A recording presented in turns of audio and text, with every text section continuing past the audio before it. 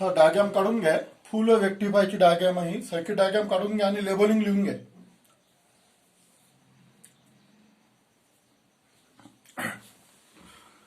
फुल rectifier last period के अंदर अपन ने हाफ वेव रेक्टिफायर कंप्लीट किया था. अभी full rectifier transformer P1 P2 primary of transformer, S1 S2 secondary of transformer, या इसको बोलते सेंट्रल टॅप. म्हणजे हा जो सेकंडरी आहे याला 3 टर्मिनल आहेत, S1 S2 आणि सेंट्रल टॅप.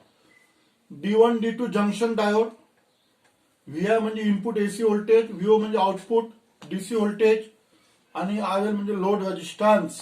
लेबलिंग लिहून घ्या.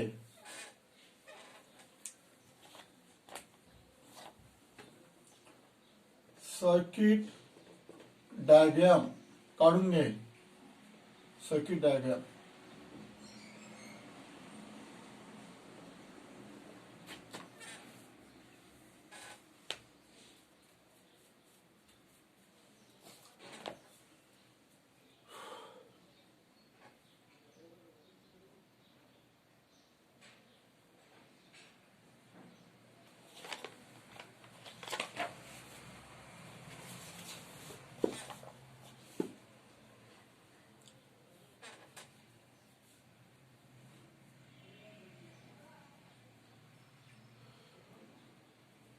लेबलिंग लिहून घ्या. P1 P2 primary of transformer, S1 S2 secondary of transformer, T म्हणजे सेंट्रल टॅप, D1 D2 म्हणजे डायोड आणि VI म्हणजे इनपुट एसी व्होल्टेज, VO म्हणजे आउटपुट डीसी व्होल्टेज, RL म्हणजे लोड रेजिस्टन्स.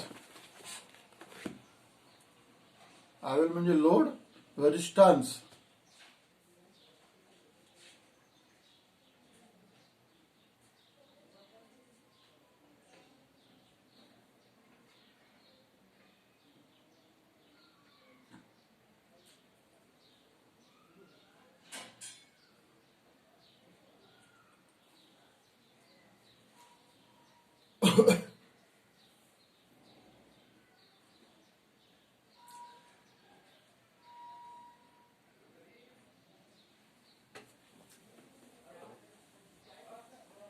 आता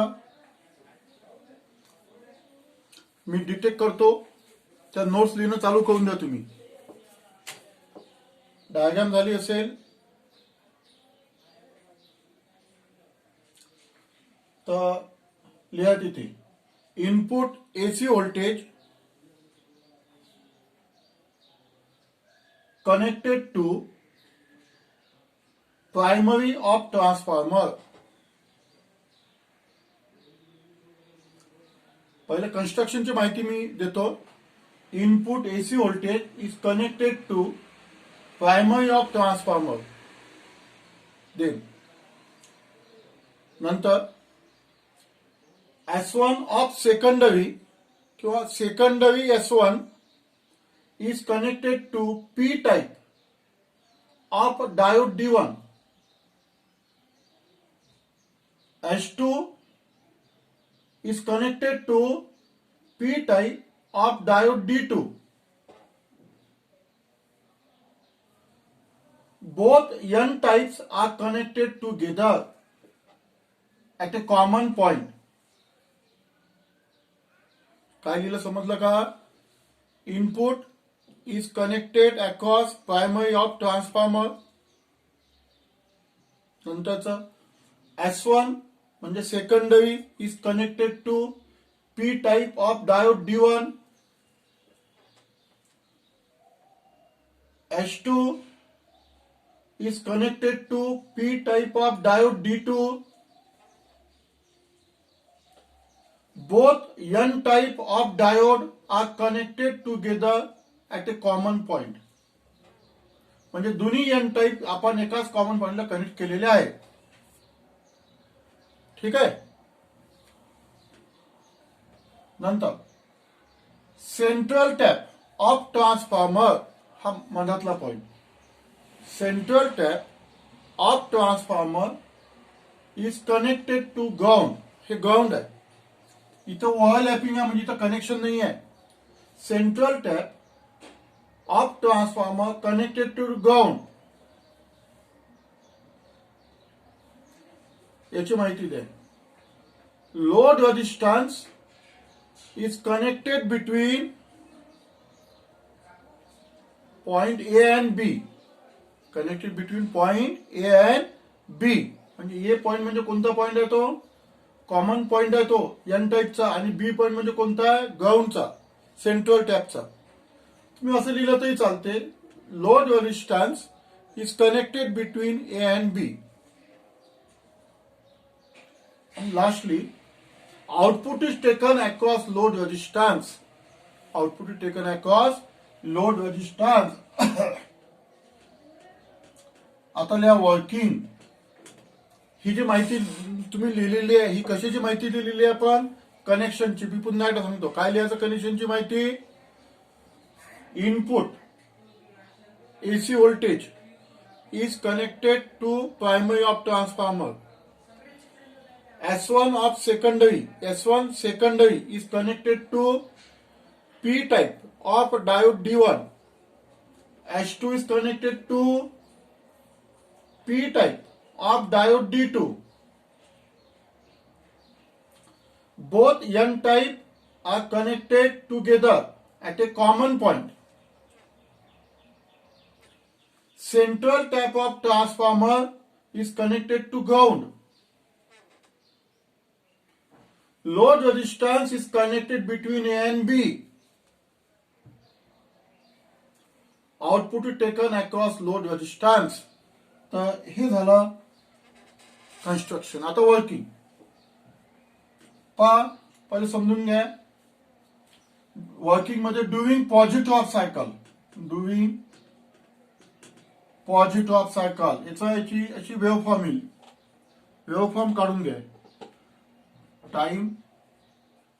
टाइम इनपुट आउटपुट.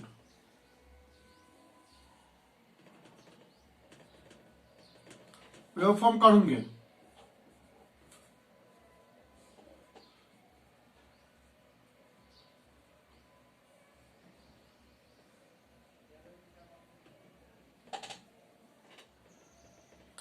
ठीक आहे. हे इनपुट वेव्हफॉर्म काढून घ्या. पहा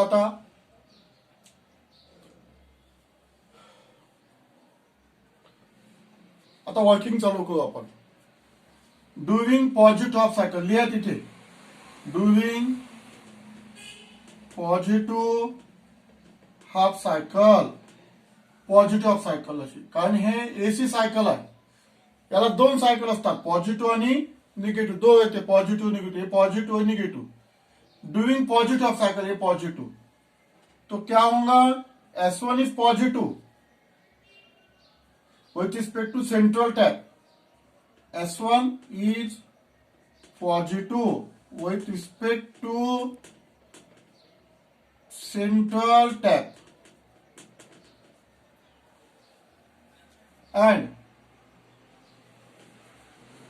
And S2 is negative. H2 is, ये निगेटिव बन जाएगा. H2 is negative with respect to central tap.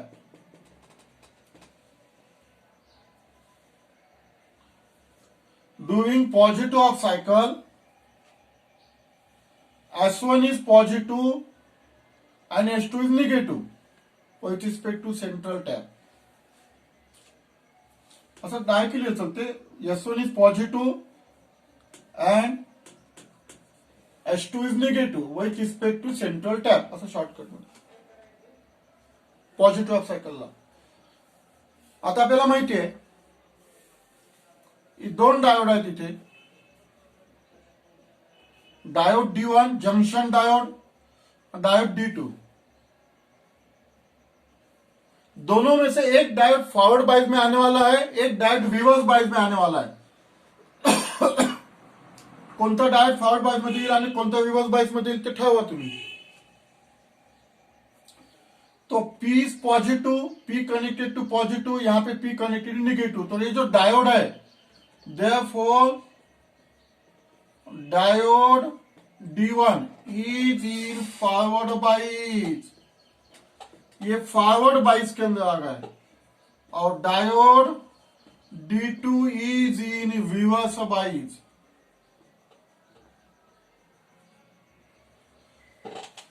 हा फॉरवर्ड बायस मध्ये आला, हा रिव्हर्स बायस मध्ये आला. तुम्हाला माहिती आहे forward bias reverse bias. P connected to positive forward bias, P connected to negative reverse bias. हा फॉरवर्ड बायस मध्ये आहे, हा रिव्हर्स बायस मध्ये आहे. म्हणजे यामधून करंट पास होईल, यामधून करंट पास होणार नाही. हा ऑफ आहे, हा ऑन आहे, हा ऑफ है. यानी ये चालू है डायोड, ये बंद हो गए, ये बंद है. इसमें से करंट नहीं पास होगा, करंट इसमें से पास होगा. काय लिहिसाल वर्किंग मध्ये, इथं काय लिहिसाल, S1 is positive and S2 is negative with respect to central tap. Therefore diode D1 is in forward bias, diode D2 is in reverse bias. हा reverse bias मध्ये आला. Therefore current flowing through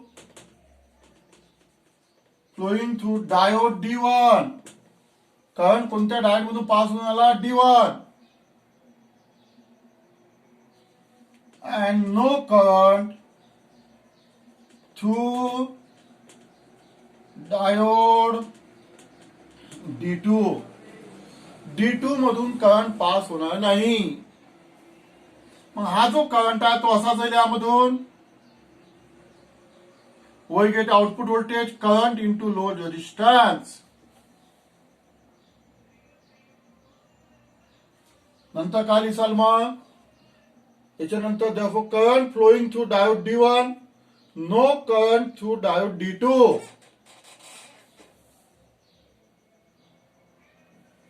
लिहून टाका direct. We get output voltage, we get output voltage V0 across load resistance. म्हणून इथे output voltage मिळते असं दाखवायचं. आउटपुट व्होल्टेज, हे आउटपुट व्होल्टेज, हे इनपुट आहे, एसी सायकल आहे. आपल्याला आउटपुट व्होल्टेज मिळालं पल्सच्या फॉर्म मध्ये मिळते. हा करंट पास झाला आणि इथे आपल्याला आउटपुट व्होल्टेज मिळालं. We get output voltage across load resistance. असं लिहून टाका तिथे, अक्रॉस लोड रेजिस्टन्स RL. ठीक आहे. ही जी ऍक्शन झाली आपली, ही ऍक्शन कशाची झाली, during positive of cycle.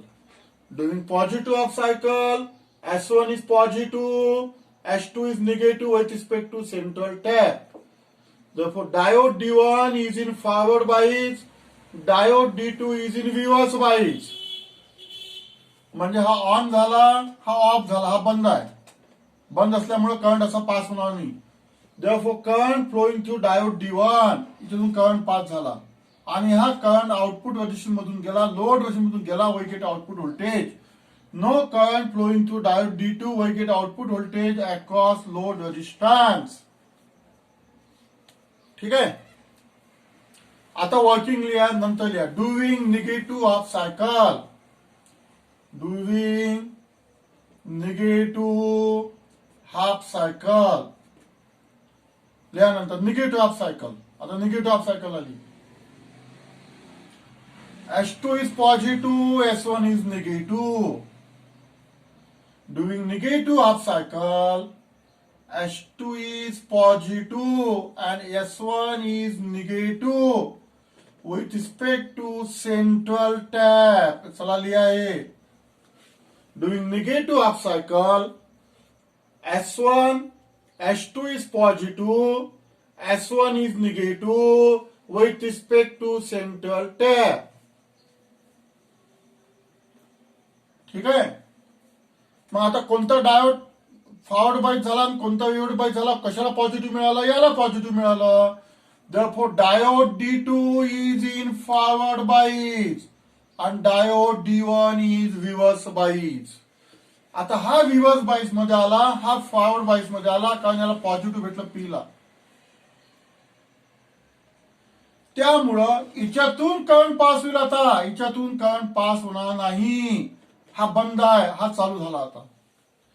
Therefore current flowing through diode D2 and no current flows through diode D1. आता याच्यातून करंट पास होणार नाही, याच्यातून करंट पास होईल, डायोड D2 मधून करंट पास होईल. समजली का? ही झाली ऍक्शन निगेटिव्ह हाफ सायकल. काय लिहायचं? निगेटिव्ह हाफ सायकलचा point, doing negative half cycle S2 is positive and S1 is negative. Diode D2 is in forward bias. Diode D1 is reverse bias. हा reverse बाईस मध्ये आला, हा फॉरवर्ड बाईस त्याला पॉझिटिव्ह भेटलेला आहे. तर हा डायोड कंडक्ट झाला, हा डायोड कंडक्ट झाला नाही, यामधून करंट पास होणार नाही. करंट डायोड D2 मधून करंट पास होईल आणि हा करंट यामधून पास होईल. Therefore, current flowing through diode D2, no current flowing through diode D1. यामधून डायोड मधून करंट पास होणार नाही. We get output voltage across load resistance. पुन्हा आउटपुट मिळालं आपल्याला.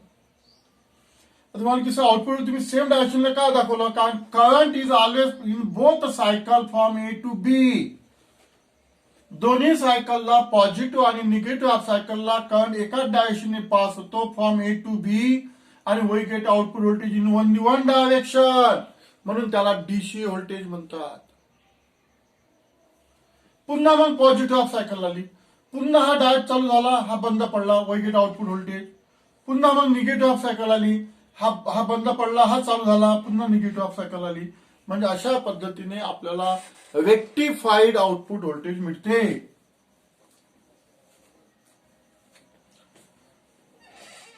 वर्किंग पूर्ण झालं आता. Therefore, current flows through RL in from A to B. From A to B. युनि डायरेक्शनने करंट पास होतो. युनि डायरेक्शन म्हणजे एका डायरेक्शनने, युनि डायरेक्शनल. समजलं ना? एका डायरेक्शनने करंट पास होतो, युनि डायरेक्शनल करंट राहतो एका डायरेक्शनने. From A to B, current flows through load resistance from A to B. दोन्ही केसमध्ये करंट हा A कडून B कडे पास झालेला करंट, म्हणून आउटपुट व्होल्टेज जे मिळते आपल्याला ते एका डायरेक्शनने मिळते. म्हणजेच आपण फुल वेव्ह, पूर्ण वेव्हचं आपण रेक्टिफिकेशन केलेलं आहे, A to AC to DC मध्ये केलेलं आहे. Therefore, the pulsating DC voltage, pulsating हे DC व्होल्टेज मिळतात पल्सच्या फॉर्म मध्ये. DC output voltage has twice the frequency of input. इनपुटच्या डबल फ्रिक्वेन्सी आहे या पल्स डीसीची. तर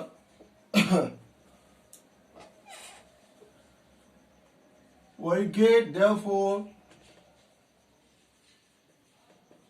we get